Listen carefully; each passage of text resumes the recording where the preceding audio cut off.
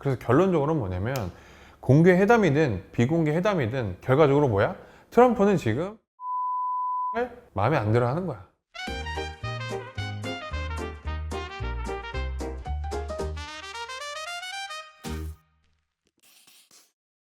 안녕하세요. 권한여행 구독자 여러분, 네, 반갑습니다. 오늘도 여러분 많이 기대해 주시고 허심탄회하게 댓글로 막 기재해 주시면 소통해 드리고, 저도 부족한 게 있거나 또 반영해야 될 게 있으면 반영해서 다음 횟수 때 또 제가 얘기하고 여러분들하고 계속해서 성장하는 권한영향력 채널이 되도록 노력하겠습니다.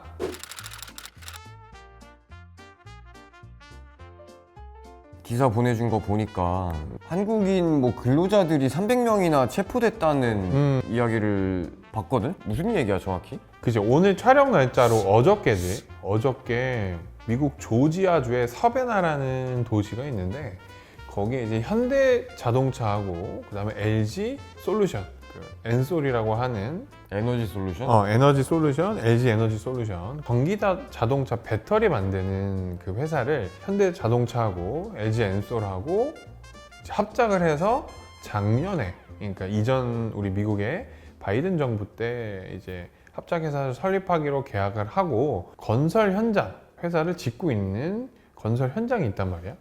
근데 거기에 미국이 이제 소리 소문 없이 급작스럽게 미국 그 이민 관세 단속국 ICE라고 하고, 그 다음에 국토안보 수사국 HIS가 있고, 그 다음에 내가 알기로 마약 단속국도 간 걸로 알고 있어, DEA. 그래서 지금 군용 차량이랑 헬기까지 동원이 돼서 와, 그 건설 현장을 집행을 한 거지. 강제 집행을, 체포를 들어간 거지.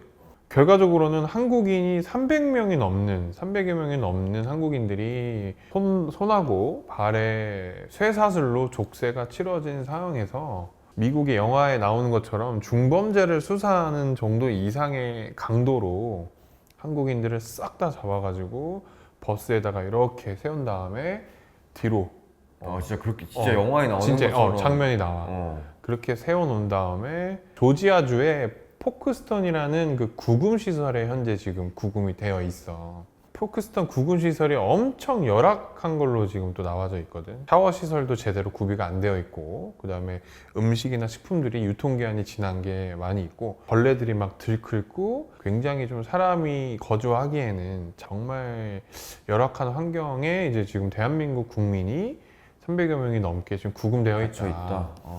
그래서 지금 일단 사건의 경우는 그렇게 볼 수가 있고,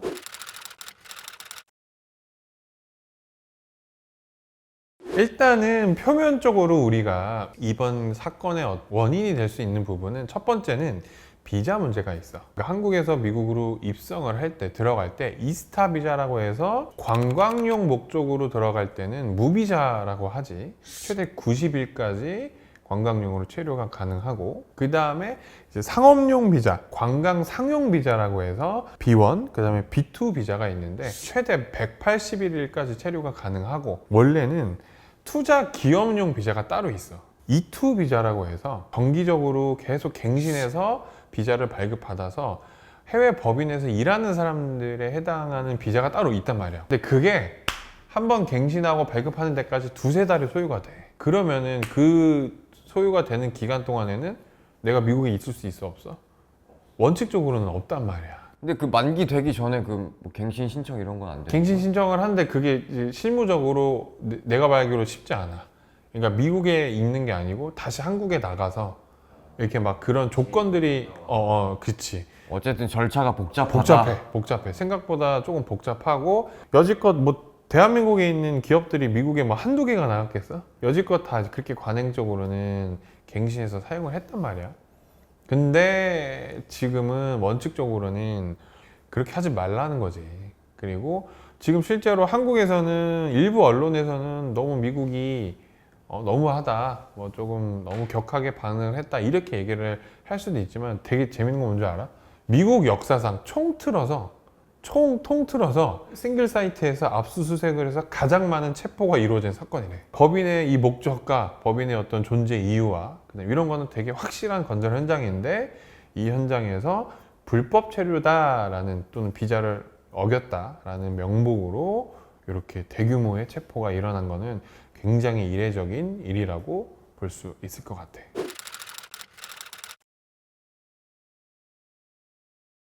어느 한 특정 나라에서 몇백 명이 그러고 있었다. 그러면 우리나라 국민들도 당연히 분개하겠지만 항상 이면에 있는 이야기를 이제 우리는 조명을 하잖아. 일단 첫 번째는 미국에 있는 한국 기업들의 어떤 이 안일함. 왜냐면 이번에 트럼프 2기 정부가 강하게 이민 단속, 그 다음에 불법 체류자의 단속, 우리 얼마 전에 얘기했지? 지금 트럼프는 그리고 한국 기업뿐만 아니라 다른 모든 외국 기업에 있는 불법 체류자들, 그런 사람들을 굉장히 엄하게 단속을 하고 있는 그런 정책을 보면 사전에 준비를 했었어야 된다고 나는 생각을 하지. 그런데 트럼프 대통령이 2기 행정부가 들어가면서 마가의 또 핵심 정신이라고 해야 되나? 기준은 미국을 존경해라라는 얘기야. 미국의 어떤 이 정책과 트럼프 대통령이 추구하는 여러 가지 사안들에 대해서 발을 맞춰라 이거야. 자국 중심이고 미국 국익 위주라고 비판을 당연히 하는 건 나는 존중이 되는데 발을 맞춰주면 그만큼 대가도 쉐어를 해주는 게 핵심이라는 거지. 결국은 외국이든 한국이든 미국 내에서 법인이 들어오면 외국 기업에 있던 외국 노동자들만 고용할 게 아니고, 예를 들어 대한민국아, 너네 지금 현대차와 LG 엔솔이 들어와서 배터리 만들려고 건설 현장도 만들면 그 수많은 근로자들이 있는데 한국인들만 쓸 게 아니라 자국, 즉 미국에 있는 고용시장도 너네들이 조금 적극적으로 채용을 해서 고용을 해줘라 라는 얘기가 나는 되게 또 표면적으로 보여져. 그럼 표면적인 게 그런 거면 이면적인 이유라고 해야 되나? 그건 뭐야? 이면적인 이유는 되게 사실은 정치적인 얘기인데 내가 꼭 이 얘기는 이제 하는 게 좋을 것 같아서. 왜냐면 우리가 보여지는 상황에 대해서 갑론을박을 하는 거는 사실은 한계가 있어. 일단은 나는 이전화 때 내가 그때 얘기했었던 한미 그 회담이 있었잖아. 한미 회담이 공개 회담이 있었고 이제 닫은 상황에서 비공개 회담이 더 있었단 말이야. 거기서 어떤 얘기가 오갔는지에 따라서 지금 연장선으로 계속해서 지금 우연 같지만 우연이 아닌 일들이 벌어지고 있거든. 근데 지금 세간에 실제 언론에 나왔는데 비공개 회담에 대한 결과가 나왔단 말이야. 첫 번째는 뭐였냐면 그때 너네 3,500억 달러 지급하겠다고 약속했었잖아. 그거를 현금으로 지급하라고 이행 약속을 했단 말이야. 근데 그거 빨리 이행해 라고 얘기를 했는데 현금 지급은 못하고 뭐 대출을 끼거나 아니면은 뭐 보증을 해서 전달을 하겠다라고 얘기를 한 거지. 그러니까 사실상 트럼프가 얘기한 현금 지급은 거절을 한 거야. 두 번째는 우리 그 한미 회담하기 3시간 전에 Purge and Revolution이라는 그 자기 트럼프 공식 계정에 X 계정에다가 한국에서 숙청과 혁명이 일어나고 있는데 이게 무슨 일이냐 막 그러면서 굉장히 어떤 정치적 발언을 했단 말이야. 그래서 교회 이런 압수수색, 교회에 대한 타겟을 그만해라 라고 얘기를 했다는 거지.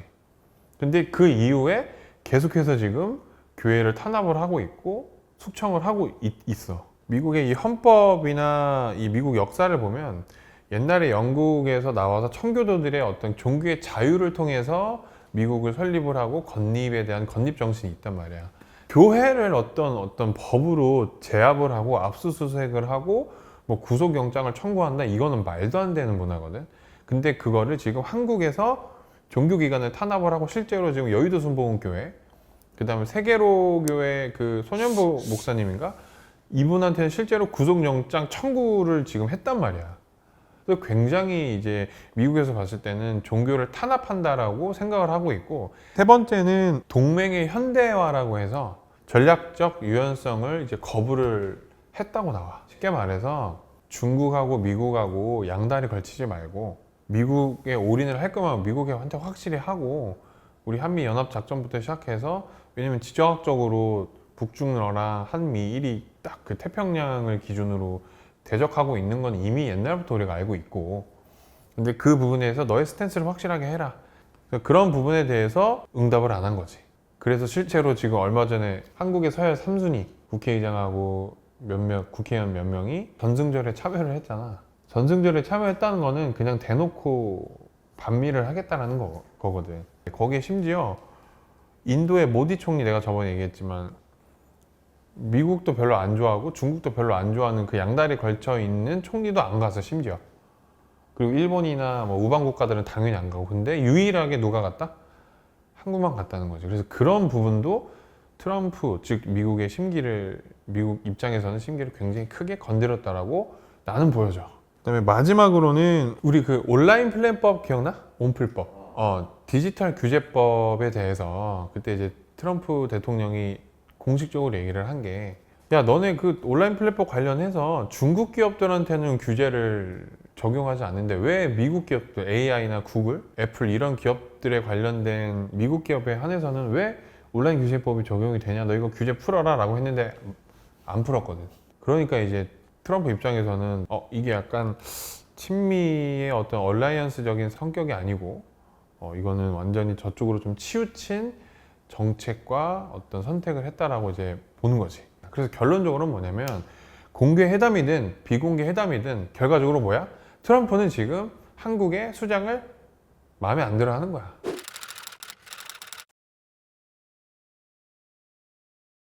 또 재밌는 거는 이런 얘기도 있더라고. 작년에 LG 엔솔하고 캐나다 스텔란티스 배터리 회사가 있거든. 거기에서 이제 합작으로 공장을 만들면서 노조를 결성을 했어. 또 하나는 LG 엔솔하고 에너지 솔루션하고 그다음에 미국 GM 배터리 합작 법인을 만들었는데 여기도 이제 노조를 결성을 해서 3년간 30% 임금 인상을 잠정적으로 합의를 했다라는 신문 기사가 나와.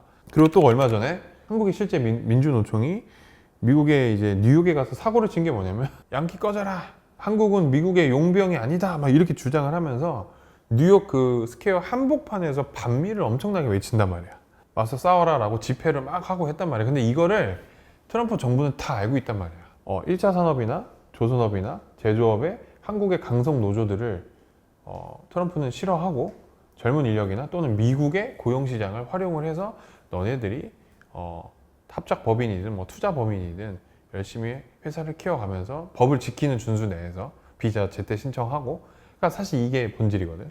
마가의 본질은 프리 트레이더가 아니라 페어 트레이더, 페어. 그러니까 공평하게, 형평하게 너네 법 지키면서 미국을 존중하면서 우리랑 발 맞춰가는 동맹국의 파트너가 되기를 바라는 게 사실은 이 지금 트럼프 행정부의 핵심인 것 같다는 생각이 들지. 근데 그 기조를 우리나라 적어도 현 정부는 그 기조를 전혀 못 맞추고 있고 못 따라가고 있다.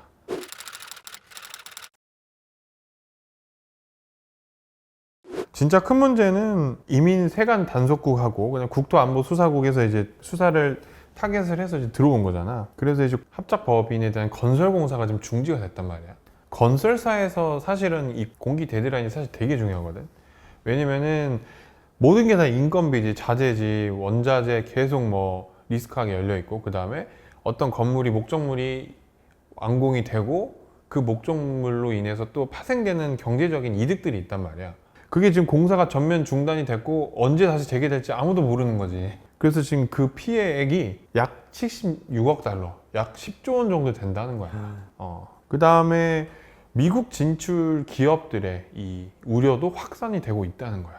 우리 저번에 그 반도체 얘기했잖아. 인디애나주도 있고 많은 대한민국 기업들이 미국 내에서 공장 설립을 추진을 하고 있는데 브레이크가 걸리겠고 더 조심스럽게 진행을 하고, 그러니까 모든 게 지금 모든 산업에 전반적으로 브레이크가 걸린다. 이 부분도 굉장히 조금 나는 리스크라고 볼 수가 있고, 글쎄, 그러니까 이번 사건으로 인해서 개인이든 법인이든 여러 가지 좀 경제적 난관을 좀 극복을 해야 되는 게 계속해서 있을 것 같아. 그렇지만 항상 이 권한 영향력을 보시는 분들은 뭐다? 항상 문제를 맞닥뜨리고 그거를 해결을 하면서 정반합으로 조금 좋은 최선의 합리적인 솔루션을 찾아가는 게 나는 제일 올바른 방향인 것 같고, 이번을 계기로 우리나라 기업도 그리고 개인들도 미국에서는 법을 지키자. 법을 지키면서 미국에서 여러분들의 아메리칸 드림을 나는 꼭 성취하기를 진심으로 바란다.